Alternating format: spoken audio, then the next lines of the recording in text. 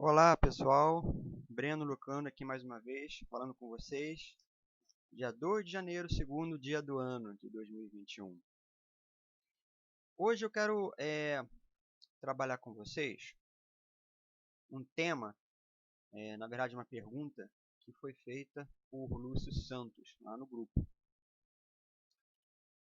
Ele fez a seguinte pergunta assim para mim: Breno,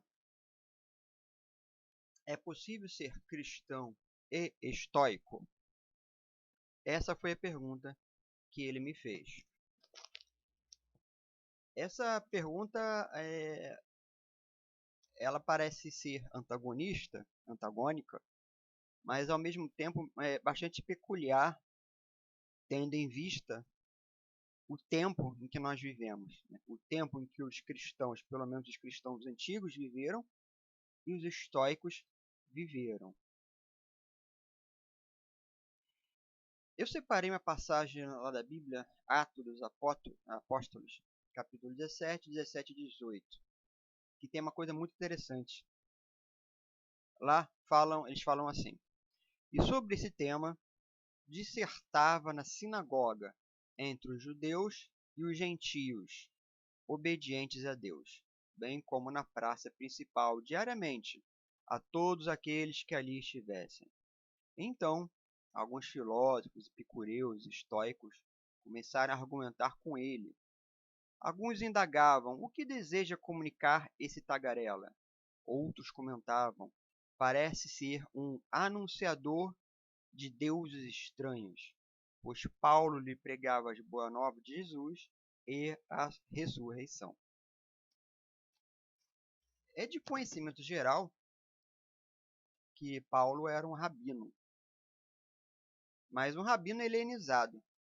Ele não era exatamente um ortodoxo, embora no início da sua trajetória, pelo menos o que nos resta de informação ainda hoje, é que ele perseguia os cristãos no início. Mas se tratava certamente de um rabino ou de um judeu helenizado, que conversava com outras culturas e que conversava com outras tradições, inclusive filosóficas, entre as quais os epicuristas e os estoicos, que eram muito comuns no primeiro século, especialmente os estoicos. É claro que também você vai encontrar outras tradições.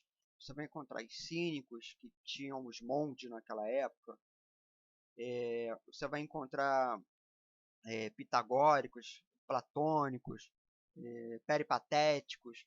Tudo isso você encontrava ali, especialmente em Roma, perto de Roma. Os cínicos, a maioria dos cínicos vivia fora de Roma, entre o povo, muitos dos quais sendo inclusive confundido com cristãos. Vide o caso de Peregrino Proteu. E é claro, evidentemente, que Paulo então conversava com essas outras tradições, cada uma das quais defendendo seus próprios pontos de vista. É bom lembrar que nessa época, século I, os cristãos ainda não existiam enquanto tradição filosófica. Isso vai começar mais ou menos a partir do século II.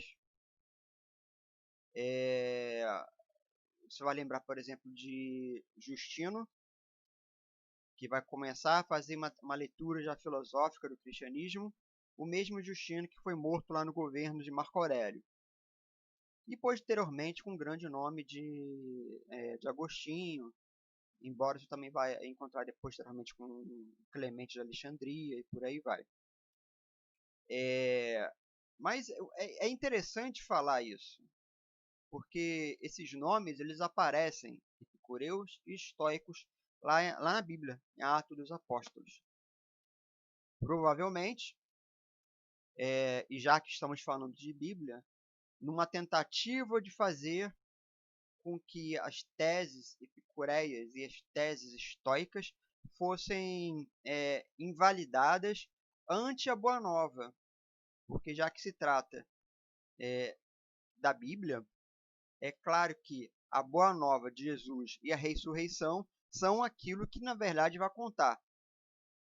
E essas duas características são os pilares da boa nova de Jesus. Quer dizer, o Evangelho e a ressurreição.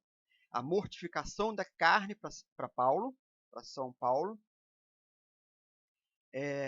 e posteriormente também a ressurreição. Você não tem como falar em cristianismo se você não fala em ressurreição.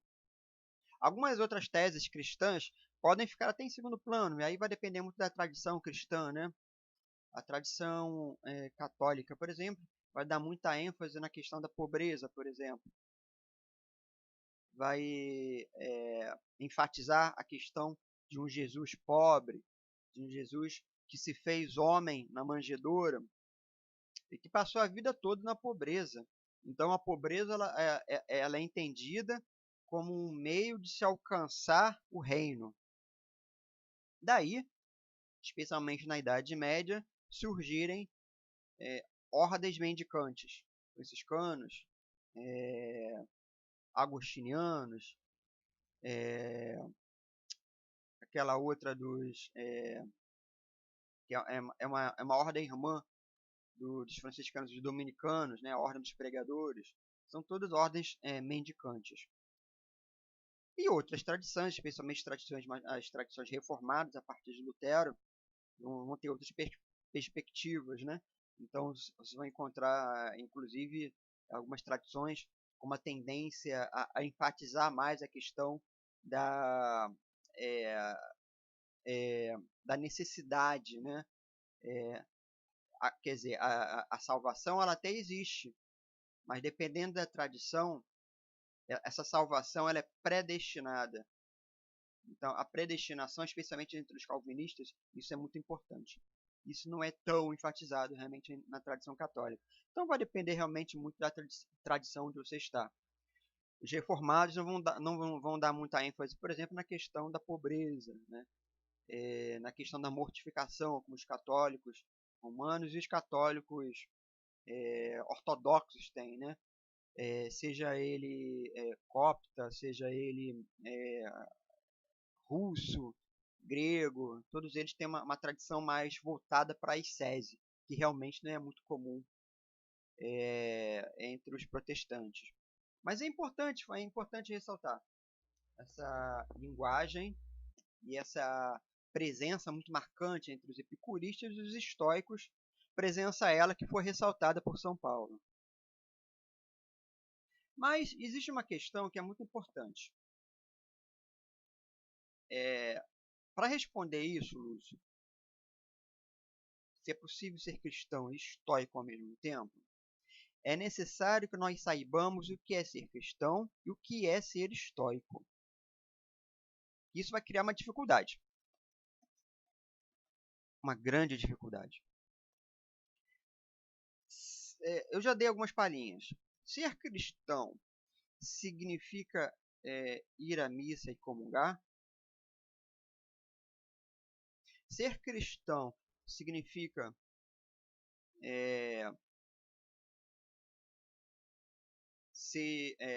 usar aquelas vestimentas mais tradicionais da Assembleia de Deus dos últimos dias? Ter o cabelo preso? Isso é ser cristão? Ser cristão significa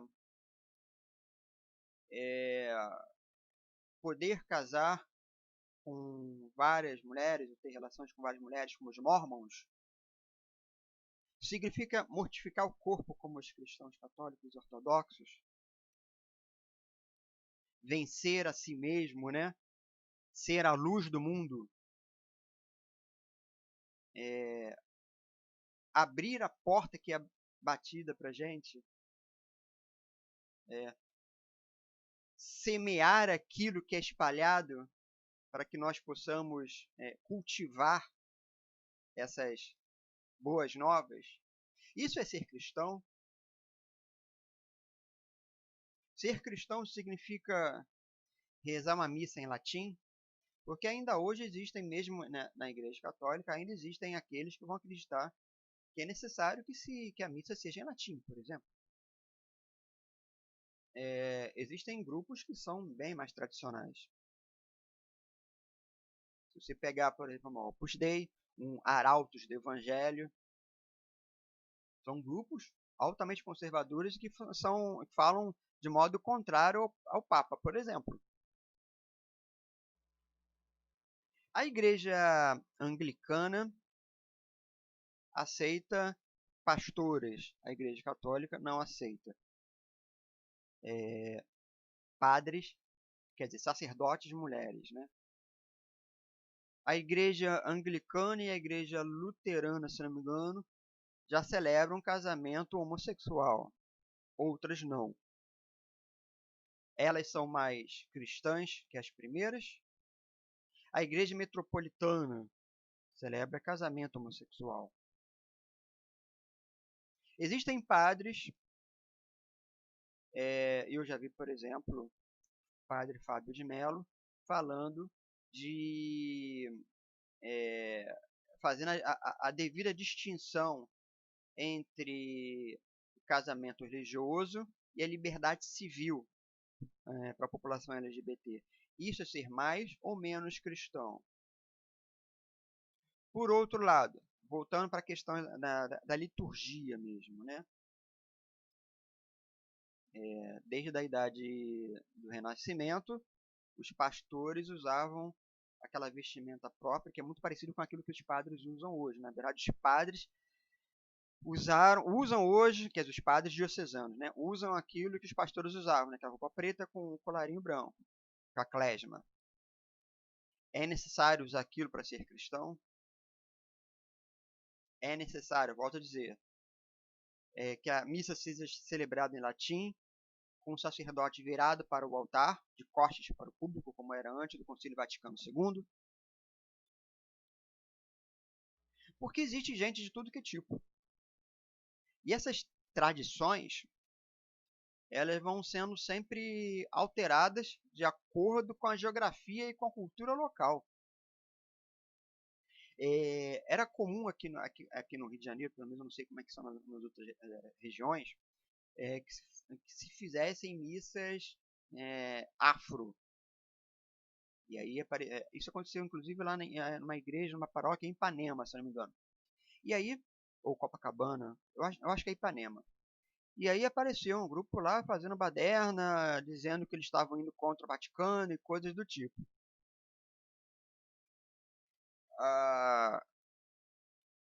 Então, vocês percebam que a igreja, todas elas, sem exceção, elas serão sempre um produto do local onde elas vivem, da cultura local.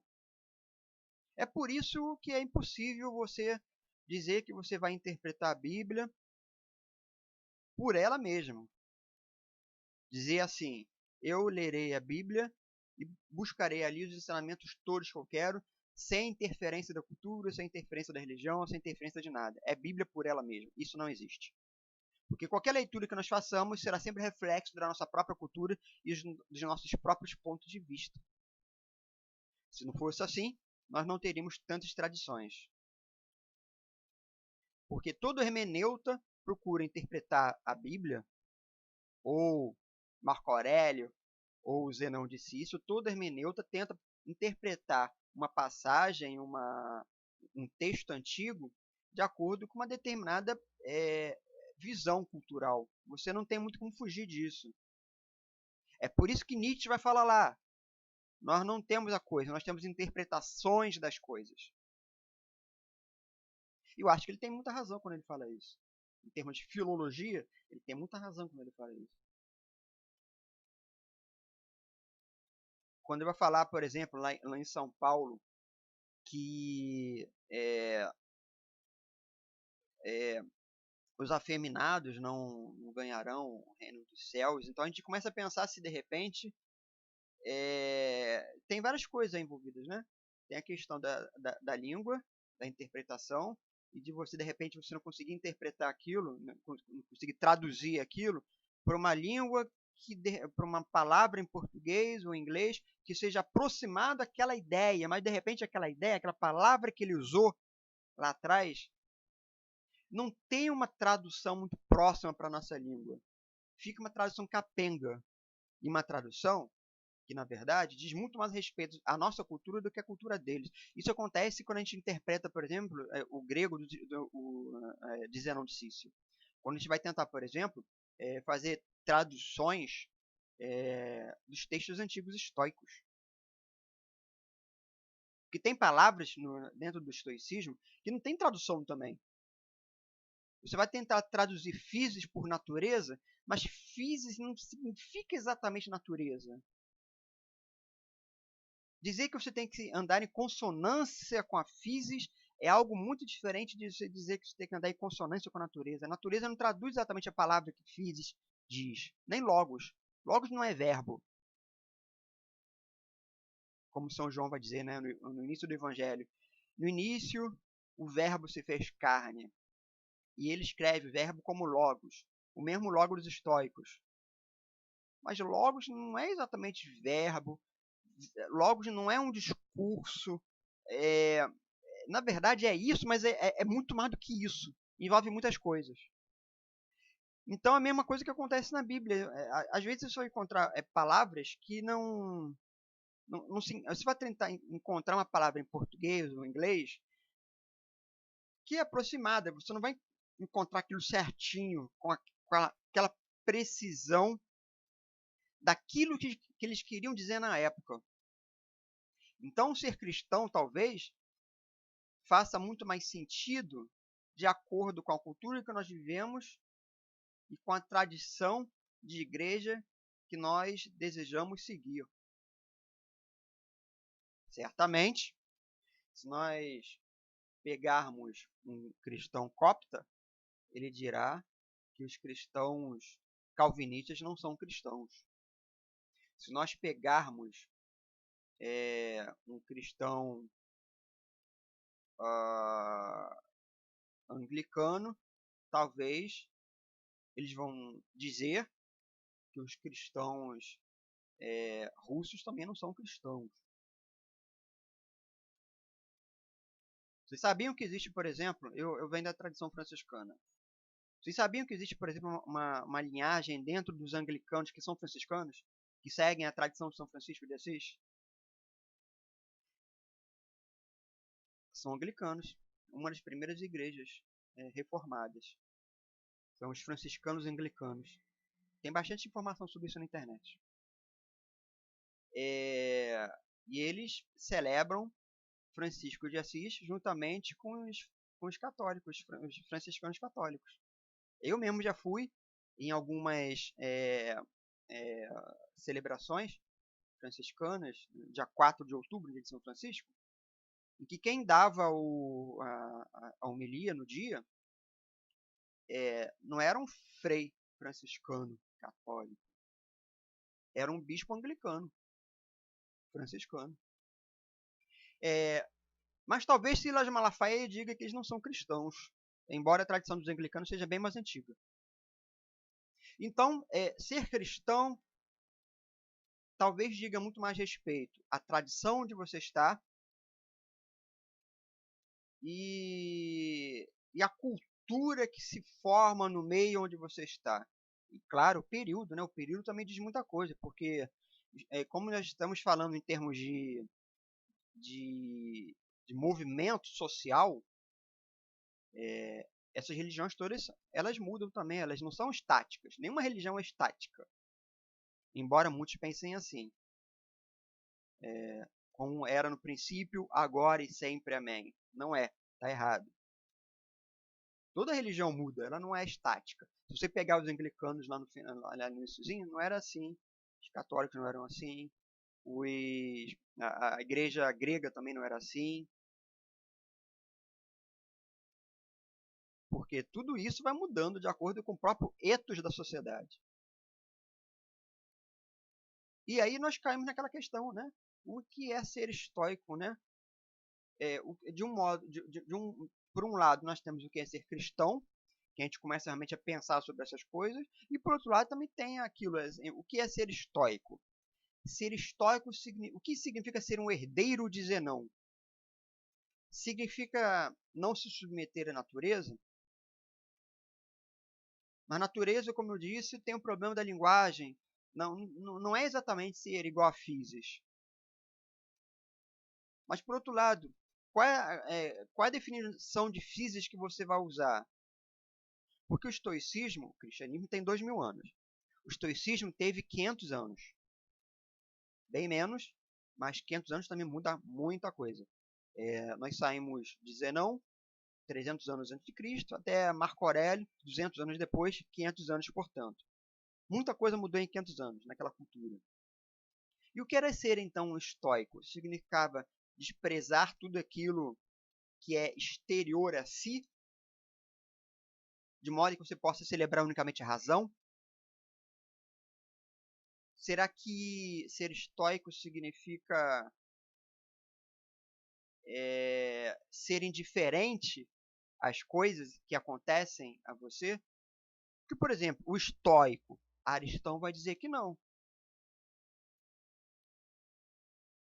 Ou melhor, deixa eu corrigir isso. Aristão vai dizer que você tem que. O estoico Aristão, que foi aluno de Zenão, vai dizer que você tem que ser indiferente a tudo. Mas se você pegar Crisipo, ele vai dizer que tem que ser indiferente com reticências. Você tem que ser indiferente, mas com alguns critérios. Tem algumas coisinhas aí no meio. Não é indiferente a tudo, não. Crisipo vai dizer isso, Zenão também. Então, será que Aristão é menos estoico? E Crisipo é mais estoico? Qual o critério que nós utilizamos para dizer o que é mais e o que é menos estoico? Aristão vai dizer que você deve ignorar a lógica e deve ignorar a física. Crisipo e Zenão vão dizer que não. Será então que Aristão é mais estoico? Porque lá no período imperial, por exemplo, eles ignoravam quase que completamente a física. Tem muito mais aconselhamento moral do que lógico, propriamente dito. Será que Marco Aurélio é menos estoico?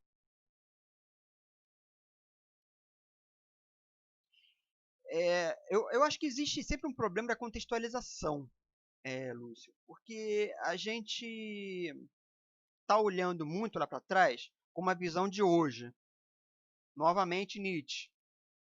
Nós fazemos apenas interpretações com o nosso olhar de hoje, com a nossa cultura, porque é muito difícil você reconstruir alguma coisa que ficou perdida lá atrás se você não começar a ler tudo que você encontrar pela frente, e mesmo assim você ainda vai ter um pouco da sua visão da agora, da atualidade. Então, o que é ser cristão? O que é ser estoico? Essas são duas perguntas difíceis de responder. Ser cristão significa disseminar o reino? A boa nova? A ressurreição de Cristo? Ser estoico significa ser indiferente? Ou significa estudar os incorpóreos? Ser estoico significa discursar sobre o tempo? Pois é. Ou ser estoico significa apenas pegar uma meia dúzia de máximas de Sêneca ou Marco Aurélio e tentar viver aquilo? É difícil de saber, né? É difícil de determinar um critério para isso. Porque, seja como for, nós teremos sempre o problema da contextualização. Se a gente não contextualiza, a gente vai ter uma visão muito parcial. A gente vai ter uma visão muito voltada para o nosso próprio olhar. Para Silas Malafaia, tudo é pecado. Para um arautos do evangelho, tudo é pecado. Para o pessoal da teologia da libertação, não. Você pode beber. É bom você evitar encher a cara. Mas você pode beber. Essa não é a questão.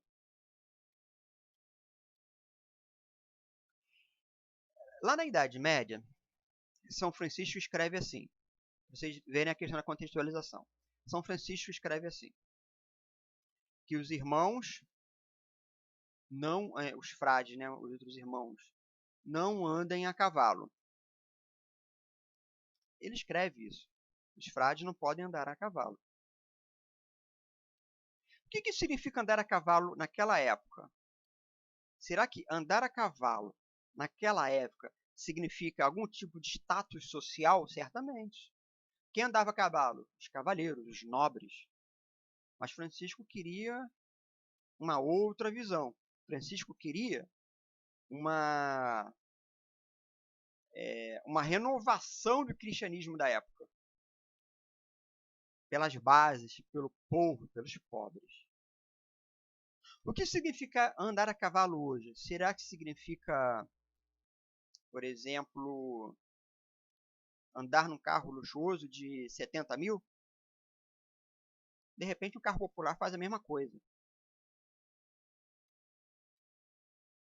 Então, a gente começa a contextualizar as coisas. Porque o ethos muda. Não faz sentido você falar, não ande a cavalo. Não pegue dinheiro. Dinheiro é sinônimo do pecado. Mas se você não contextualizar, você vai acabar caindo nesse tipo de erro. E muita gente comete esse erro ainda hoje. Tanto nas tradições católicas todas, quanto também nas tradições reformadas. Para quem tudo é pecado. Você não pode conversar, você é casada, mulher.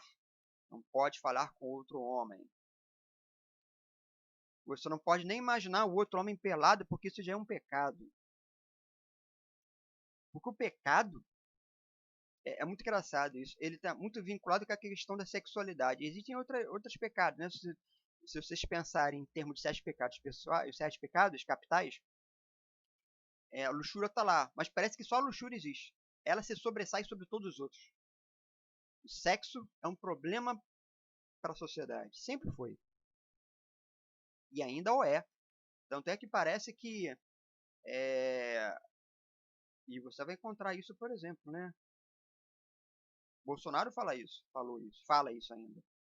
É melhor ter um filho ladrão do que um filho gay. Ele tem um filho ladrão e outro que é gay. E muitos pastores vão falar isso também. Muitos pastores vão dizer que você sequer pode pensar no pecado. Se você pensar no pecado, você já está ferrado. Você já está construindo o anti-reino. E você começa, por exemplo, a não pensar nas estruturas que produzem o pecado, um pecado social, que produzem a exclusão, que produzem falta de acesso aos serviços dos irmãos. É claro que os estoicos, por exemplo, não vão pensar nessas coisas. A não ser que você, de repente, comece a contextualizar também. Existe um movimento aí para tentar trazer para a atualidade o estoicismo. Aquela mesma doutrina que acabou lá no século II, que voltou a ser estudado no Renascimento por Justo Lipsius, e que agora tentam trazer de volta, né? Isso. Existe até uma federação internacional, Stoical Fellowships, uma coisa assim. Aí eles vão tentar trazer para a atualidade todos os núcleos de estudos estoicos que existem espalhados pelo planeta. Eu não sei qual a validade disso.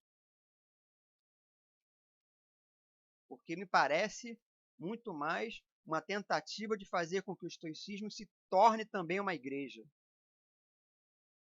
O estoicismo, que era uma filosofia de 500 anos, de argumentação e contra-argumentação, os estoicos foram muito atacados. Se você parar para pensar, por exemplo, todas as controvérsias que Crisipo se envolveu com Arcesilau, por exemplo, na Academia Cética de Platão, é uma coisa impressionante. Plutarco, Estobeu, todo mundo atacava os estoicos. E é assim que se faz filosofia, uns atacando os outros e conversando com os outros. Mas isso não existe hoje. Então não se faz filosofia. Eu acho que é difícil você falar uma federação internacional de estoicismo, porque tudo vai acabar, na verdade, no fundo, Em consolamento moral, caímos na mesma questão. O que é ser estoico? É só seguir o que Marco Aurélio dizia?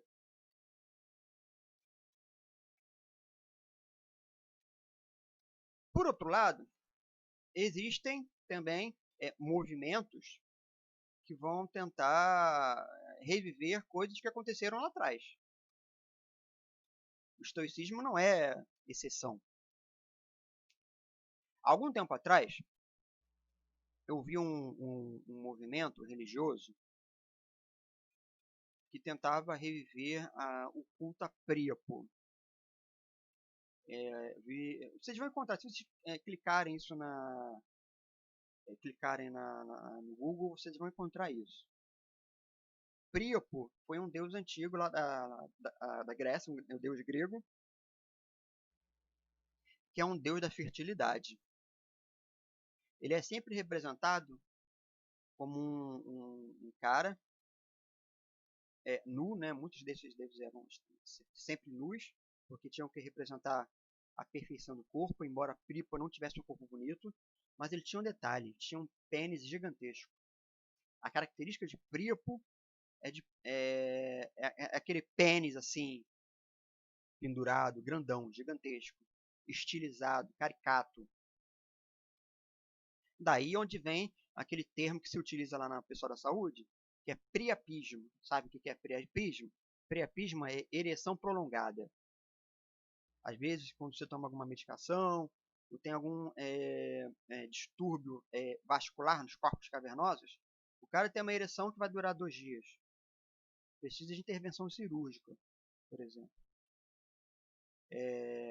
Porque Príapo tinha essa característica, né, do pênis avantajado. Então surgiu um pessoal que tenta reviver essas práticas de culto a Príapo, onde claro, eu acho que provavelmente na época também, eu nunca fiz estudo sobre isso, mas hoje muitos de que são adeptos ao culto a Príapo, evidentemente são gays, porque os cultos são, eu acho que são só homens que entram, todos nus, e tem que ter algum tipo, pelo que eu li, tem que ter algum tipo de interação, de deificação ao pênis dos outros, né? Porque o pênis é algo sagrado para eles. Seja masturbação, eu acho que rola penetração nos cultos, deve ter alguma coisa nesse sentido. Eu li faz tempo, onde eu nunca vi. É uma igreja que surgiu, é um templo que surgiu lá em São Francisco. Vocês vão encontrar fácil informação sobre isso. Eu, inclusive, entrei no site deles uma vez. Eu até pensei em colocar um site, abrir o site deles para vocês, mas tem imagens de nu, né? E que de repente poderia não ser muito favorável para o vídeo aqui. Mas é uma tentativa de se trazer, eu dei um exemplo, mas é uma tentativa de se trazer cultos de lá para cá. Se eles estão contextualizando isso, não sei. Se é possível contextualizar isso, já que nós vivemos numa outra cultura completamente diferente, também não sei. Não faço a menor ideia. Estou apenas dando exemplos para vocês. Um outro exemplo interessante saiu no G1 algum tempo atrás. Acho que no jornal O Dia também, de online. Os bruxos são praticantes da Wicca, e que aí falaram sobre fizeram uma reportagem sobre eles, né? O pessoal que vive aqui eles têm um templo wiccano aqui em São João de Meriti, que é uma cidade da Baixada Fluminense, é Grande Rio isso. Eles tentam também reviver coisas lá atrás, né? Perdido lá atrás com os druidas, com culto à deusa Lua, ao Sol, à Mãe Terra e essas coisas daí, por exemplo. Há muito tempo atrás, no meu ensino médio, eu estudei com uma menina que fazia parte de uma religião parecida. Eu não me lembro agora o nome, era Wordcraft, uma coisa assim, eu não me lembro mais como é que era a pronúncia, nem como é que se escreve. Mas era uma coisa nesse sentido também de druida, onde eles tentavam então reviver essa cultura, se é que é possível. Eu encontrei, agora pesquisando para fazer o vídeo, esse outro culto aos deuses gregos. Eu acho que é nos Estados Unidos isso, onde esse grupo tenta cultuar e reviver as tradições dos deuses olímpicos. Então você veja as esculturas de todos os deuses olímpicos, Atena ali no canto, né? Aqui Atena, esse daqui parece ser Apolo, esse daqui eu não sei quem é, também, essa daqui eu também não sei quem é, esse daqui deve ser Zeus, provavelmente é Zeus, ou Zeus é aqui atrás, Zeus deve ser esse. Agora esse daqui é Atena, né? Bom, então existe essa tentativa aí de fazer com que esses deuses olímpicos sejam cultuados. Eu pesquisei assim agora há pouco no Google, encontrei essa matéria e até copiei a imagem, que eu achei ela bonita. Com as roupagens e tudo aí, né? As mulheres com essa guirlanda aqui assim na cabeça, né? Que pessoalmente, assim, plasticamente, acho muito bonito. Mas não conheço nada sobre o culto. Agora, eu não sei se dá para pensar, por exemplo, em culto a deuses olímpicos, culto a Wicca, culto a Príapo, numa sociedade que é completamente diferente. Nós vivemos num capitalismo neoliberal, aqui no Brasil, pelo menos, absolutamente selvagem, com Bolsonaro e Guedes. Absolutamente selvagem. Com uma formulação de Estado, que eles não tinham na época, que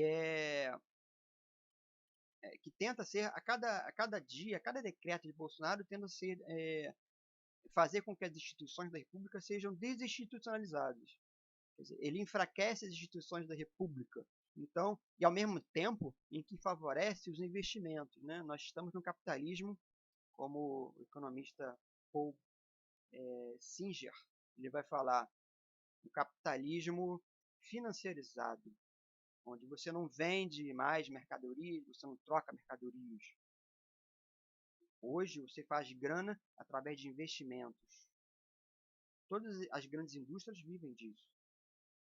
Amazon, Microsoft, se você pensar aqui no Brasil também, Petrobras, Magazine Luiza, Ricardo Eletro, todos eles vivem de investimento, não é dos produtos que eles vendem. Tanto é que a grande preocupação deles é quando a bolsa cai, que aí as ações caem. É claro que a venda de um ventilador, de um ar-condicionado será substrato, mas a grande grana deles será para os investimentos. Então nós estamos numa sociedade completamente diferente deles, desse pessoal aqui. Completamente diferente dos estoicos, completamente diferente dos arautos do evangelho. Será que faz sentido pensar que tudo é pecado numa sociedade como a nossa? Uma vez, eu vou falar uma outra tradição para vocês, religiosa. O pessoal da Umbanda e Candomblé, eles têm que fazer algumas práticas religiosas, que eles têm que ficar recolhidos no terreiro durante algum tempo, e depois que eles saem, eles têm que ficar andando de branco, com as guias protegidas, com aquelas coisas no braço, né, de cipó, quelê que eles chamam, e ficar andando assim durante algum tempo. Mas como é que você vai andar assim se você está numa sociedade que não permite esse tipo de coisa? Porque quando você estava lá na Nigéria, quando os cultos foram criados, no interior da Nigéria, nós estamos falando nem da capital, estamos falando do interior, porque a capital é toda protestante e muçulmana. Lá no interior, você não tem estruturas sociais que obrigarão você a abandonar esse tipo de roupa. Você não vai poder trabalhar num banco vestido dessa forma. Você não vai poder trabalhar no hospital vestido dessa forma. Então não faz sentido. Não faz sentido tentar trazer para o agora coisas que se faziam lá atrás, numa outra sociedade completamente diferente. E é isso que eu tento falar do estoicismo. Por isso que eu sempre defendi que não existem estoicos atualmente, apesar dessa federação internacional. Não existem cristãos, pelo menos no sentido dos arautos hoje, do Opus Dei. É impossível aquilo, é uma outra sociedade. Imagina como é que é, por exemplo, para um muçulmano, durante 3 vezes ao dia, estender o tapete direcionado para Meca, no centro da cidade do Rio, no Largo da Carioca, na Praça da Sé, em São Paulo. É impraticável. Não dá para fazer. Talvez você faça uma vez por dia, à noite, quando você chega do trabalho em casa. É outra cultura. Então você tem que fazer reformulações. E aí, quando eu falei isso lá no grupo, o pessoal da Umbanda, falaram pra caramba. Ainda bem que é assim, que tem que continuar. Isso que é cuidar do santo de verdade. Tá bom, então continua com a sua. E assim como o pessoal do Arautos vai continuar dizendo, tem que ser assim. Bebida é pecado ainda. Ser gay é pecado, mortal. Tá bom, continua então não contextualizando. Lúcio, eu trouxe então para você essas colocações para que nós possamos realmente pensar sobre o que é ser um cristão e o que é ser um estoico. As teses cristãs e as teses estoicas são completamente diferentes. Se por um lado nós temos a procura do reino de Deus, tendo em vista a ressurreição, por meio da graça, por outro nós temos uma busca por paz interior. Os estoicos estão muito mais preocupados, à semelhança dos budistas, em se aproximar aquilo que os budistas vão chamar de estado búdico, nirvana. Alcançar um estado de mente que fará com que você não se perturbe por absolutamente nada que aconteça na sua vida. É claro que o cristão também vai fazer isso. Só que ele não vai procurar meios intelectuais para fazer isso, como o Zenão fazia, Crisipo. A imperturbabilidade cristã está muito mais por meio da fé e da esperança. Eu tenho fé de que o meu Salvador prepara e conserva alguma coisa muito bom para mim. E que minha vida tem um propósito por isso. E esse propósito me traz algum tipo de conforto. O estoico não vai trabalhar com essa ideia. Até porque a esperança é alguma coisa que deve ser repelida. Do ponto de vista estoico, a esperança deve ser repelida. Porque do ponto de vista estoico, a esperança está, na verdade, talvez numa tentativa de não aceitar as coisas que acontecem, quando o estoico deveria aceitar o que acontece. Deveria ter muito mais uma sensação de conformismo. Sêneca vai falar isso. A famosa caixa de Pandora. Abriu a caixa, todos os males se disseminaram pelo mundo. Ficou apenas a esperança. Alguns vão dizer que a esperança foi o único bem que ficou no meio de tantos males. E Sêneca vai dizer que não. A esperança foi o único mal que ficou na caixa, que não saiu. Sêneca fala isso nas cartas a Lucílio. Então a perspectiva cristã, a perspectiva estoica é completamente diferente. O cristianismo tem uma mentalidade transcendente.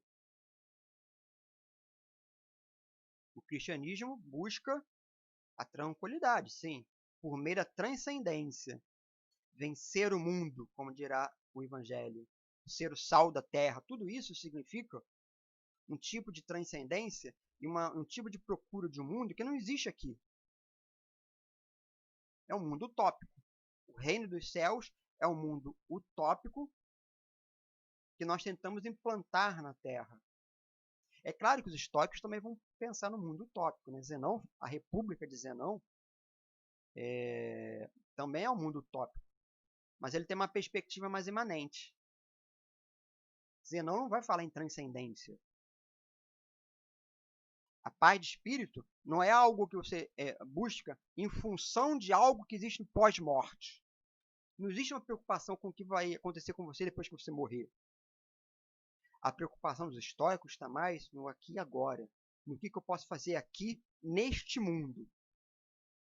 Com tantas dores e com tantos sofrimentos.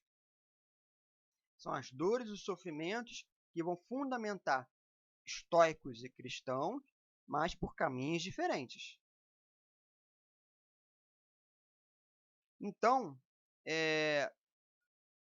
não sei exatamente, Lúcio, se dá para ser cristão e estoico ao mesmo tempo. A não ser que você faça algumas releituras, pelo menos não estoico do ponto de vista estrito, ou cristão do ponto de vista estrito. É claro que na prática, e muitos de nós fazemos isso, pegamos algumas coisinhas dessa filosofia aqui, outras coisinhas daquela filosofia ali. Gosto do estoicismo, eu, por exemplo. Eu acho interessante o estoicismo, mas tem muita influência dos cínicos, mas por outro lado também gosto muito de São Francisco, então faço aquela misturada toda, aquela salada. Talvez isso seja possível. Mas ser estritamente estoico, fazer daquilo uma igreja, eu acho que não dá para você misturar muitas coisas. Senão você acaba virando até fundamentalista, um fundamentalista estoico, assim como existe um fundamentalista de Malafaia. Eu acho que acaba virando igreja isso. E eu acho que o grande barato da filosofia, no final das contas, é você estar aberto para tudo, ou como vai dizer Paulo, eu acho que é Coríntios, eu não me lembro. Recolher o que existe de melhor em cada coisa que você vê. Esteja aberto. Vamos disseminar o reino, mas também vamos disseminar as boas novas de Zenão, de Diógenes. Vamos espalhar o sal da terra, o sal de Cristo na terra, para dar aquele sabor, aquela consistência no reino. Mas também vamos espalhar o sal de Diógenes, o sal de Pitágoras. Acho que os antigos têm muitas coisas a ensinar para a gente e não são antagônicos, né? Na verdade, acho que um complementa o outro. Lúcio, eu espero ter respondido. E qualquer coisa, estamos aí. Pode perguntar à vontade, tá bom? E levantar outras questões. Você pode ter outros pontos de vista, não precisa concordar com o que eu estou dizendo. Você pode nos encontrar no Portal Veritas, no Facebook, né? No Twitter e nosso canal, que é só você seguir nosso canal. Né? Facebook aqui está a nossa página, Portal Veritas, e Twitter está com o Breno Lucano. Nos encontramos então por aí e até a próxima.